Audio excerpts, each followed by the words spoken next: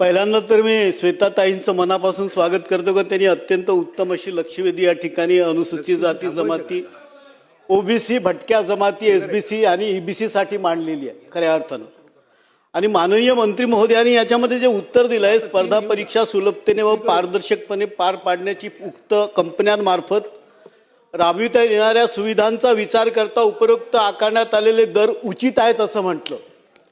अध्यक्ष महोदय, आपल्या माध्यमातून मला हे विचारायचं आहे की भारतीय संविधानानं कलम 14 आणि 16 मध्ये सगळ्यांना समान हक्क तर दिलेलेच आहेत, परंतु भारतीय संविधानाच्या कलम 46 मध्ये आर्थिक शैक्षणिक सवलती देण्याच्या संदर्भात जे अनुसूचित जाती, अनुसूचित जमाती, ओबीसी, इतर मागासवर्गीय प्रवर्ग, एसबीसी या सगळ्यांना आर्थिक आणि शैक्षणिक त्यांची हितसंबंध राखणे हे राज्य सरकारची जबाबदारी आहे असं जेव्हा म्हटलं आहे, तेव्हा आपण सगळ्यांना जर समान फीस जर करत असू तर मग या ठिकाणी महाराष्ट्रामध्ये ग्रामीण भागामध्ये अनुसूचित जातीचे, जमातीचे, एसबीसी अजूनही सगळ्यात जास्त दारिद्र्य रेषेखाली आहेत.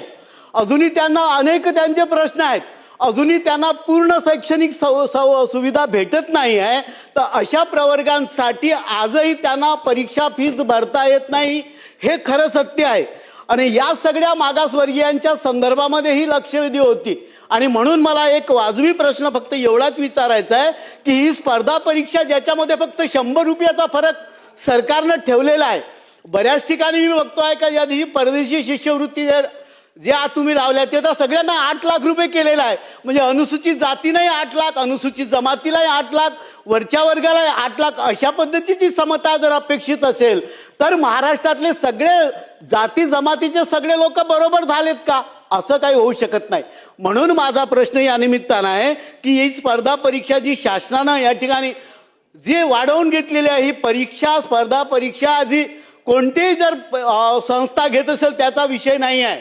अनुसूचित जाती, अनुसूचित जमाती, एसबीसी, ईबीसी या सगळ्या प्रवर्गाला जी परीक्षा फीस घेतली आहे, पहिला प्रश्न आहे ही परीक्षा फीस सरकारनं परत दिली पाहिजे त्यांना खऱ्या अर्थानं त्या विद्यार्थ्यांना.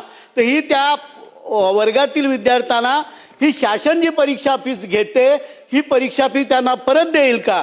आणि दुसरा माझा विषय आहे की दारिद्र्य रेषेखाली हे प्रचंड मोठ्या प्रमाणात असले जे विद्यार्थी आहेत ग्रामीण भागातले विशेषत्वानं, यांच्यासाठी 50% जरी फी सवलत करण्याची जी भूमिका या ठिकाणी लक्षवेधीच्या माध्यमातून मांडली आहे ती अत्यंत बरोबर आहे. ती करणार का? आणि ही जर करत नसेल तर या ठिकाणी भारतीय संविधानानं आरक्षणाची जे कलम 46 अन्वये या सगळ्या मागासवर्गीय समाजाला जे सवलत देणार आहे, ही सवलत सरकार ही संविधानाचे जे कलम आहे याचं उल्लंघन सरकार करतंय का, असा माझा तिसरा प्रश्न आहे.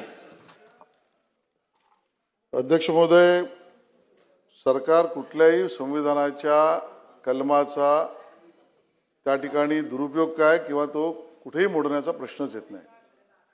संविधानाअंतर्गत बाध्य असलेल्या प्रक्रियेनेच आपण काम करतो. आणि म्हणूनच ज्या परीक्षा आपल्या राखीव वर्गासाठी, विशेषतः अनुसूचित जाती, जमाती, विमुक्त जाती, भटक्या जमाती, अ, ब, क, ड, इतर मागास प्रवर्ग व विशेष मागास प्रवर्ग यांच्यासाठी ज्या अन्य यंत्रणांकडून केल्या जात होत्या तो निर्णय आपण बदलला आणि MPSCला करायला लावला.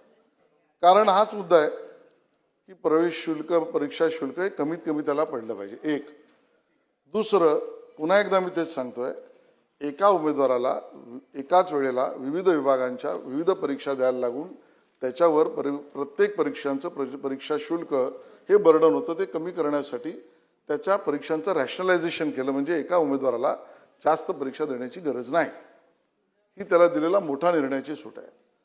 तिसरं, एका विभागातील केडरला आपण बकेटिंग केलं, म्हणजे त्याच विभागातल्या विविध पदांसाठी त्याला विविध परीक्षा त्या विभागात द्यायला लागत होत्या, त्या द्यायची गरज नाही आणि तेवढे परीक्षा शुल्क द्यायची गरज नाही, त्यातही आपण रिलीफ दिला.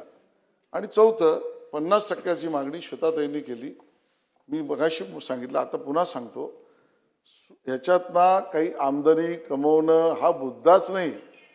आमच्या आरक्षित प्रवर्गातील आमच्या परीक्षार्थींना सूट मिळालीच पाहिजे. आणि ती केंद्राच्या बँकिंगची किती आहे, अन्य राज्यांची किती आहे, 50% काय, त्याच्यापेक्षाही जास्त असेल तर आपण करू.